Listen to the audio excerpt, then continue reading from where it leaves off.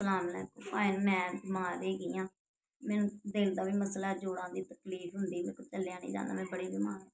दवाई दुई खाते रह गए हैं, जानी कि नहीं मसला होया। मेरा बंदा भी ढिला मट्ठा रहिंदा, रक्शा चलाते, बड़ी मजबूर हाँ। परसों हॉस्पिटल लैके गया सी, साढ़े के अस 500-600 लाए। तो उन्होंने कहा तुम बोतल लवाओ, तो वह 1000-1500-2000 का खर्चा रोज़ का। तो मेरे माड़े जे बंदे इन्ने जो गुंजाइश नहीं ला सके। तो मेरा भैन भरा भी कोई मदद नहीं करते, तो साड़ी मेहरबानी में इन्नी को मेरी मदद कर दो, मैं अपना इलाज करवा ला, बोतल लवा ला, अपने बच्चों की रोटी पकाने जोगी हो जाना। बहुत ही मजबूर तो बड़े माड़े है थोड़ी मेहर।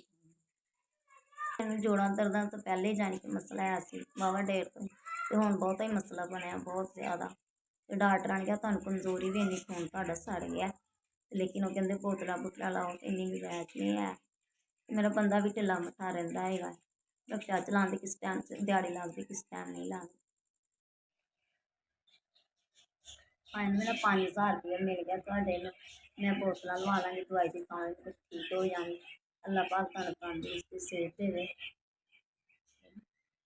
अल्लाह पाक तुहानू तंदुरुस्ती सेहत देवे, ते लंबी उम्र देवे, तुहाडे माँ प्यो नूं जिंदगी देवे, तुहाडे बच्चों नूं देवे, रब तुहाडे कारोबार च बरकत पावे। जिस तरह तुसीं मेरी मदद की, इंज ही हर भैन भरा दी मदद करते रहो, मजबूरां दी भी ते माड़ियां दी भी।